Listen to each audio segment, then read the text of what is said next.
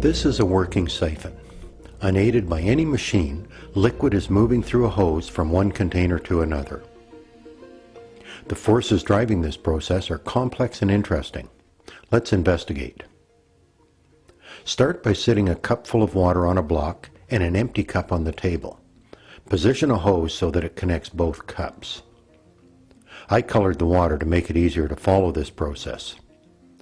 To start the siphon, we need to fill the hose with liquid. To do this, insert a pipette into the hose. Squeezing the bulb forces air out of the tube, creating bubbles. Slowly releasing the bulb, we see liquid moving into the tube. We might say that the pipette is sucking liquid into the tube. Actually, the liquid is being pushed into the tube by the external air pressure. When we released the bulb, a partial vacuum appeared. External air pressure pushes water toward this vacuum. To start the siphon, remove the pipette while holding the end of the tube below the level of the liquid. It is important to keep this end of the tube below the liquid level, or the liquid will run back into the upper cup. Once started, the liquid will continue to flow. One of the surprising things about this is that the liquid actually flows uphill as it exits the upper cup. This process requires both air pressure and gravity. If we look at the siphon in its start position, we see that the column of liquid in the tube on the left is much shorter than the column of liquid in the tube on the right. The column of liquid on the right is heavier than the shorter column. Pulled by gravity, it starts to fall, flowing towards the lower cup, pulling water from the upper cup with it. This flow continues until one of two things happen. Either the liquid is all removed from the upper cup, or an equilibrium is reached. This occurs when the liquid level in each cup is the same. This siphon has stopped flowing. Equilibrium has been reached. The level is the same in each cup. When the siphon starts, the long column of liquid weighs more than the short column.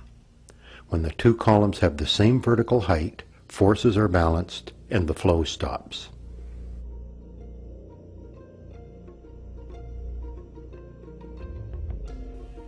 Sitting both cups on the tabletop, we can see the siphon starting to flow, stopping when both cups are at the same level.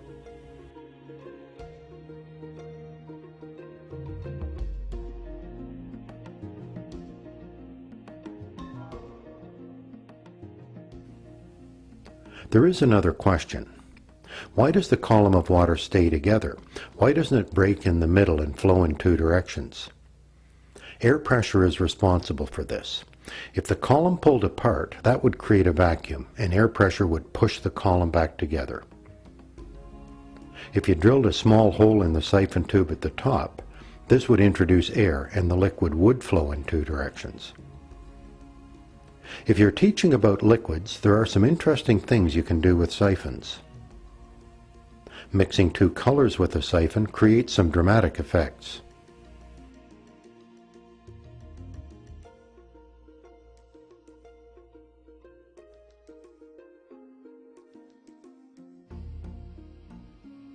You can create a siphon stair with a number of blocks, starting each section of the siphon in sequence.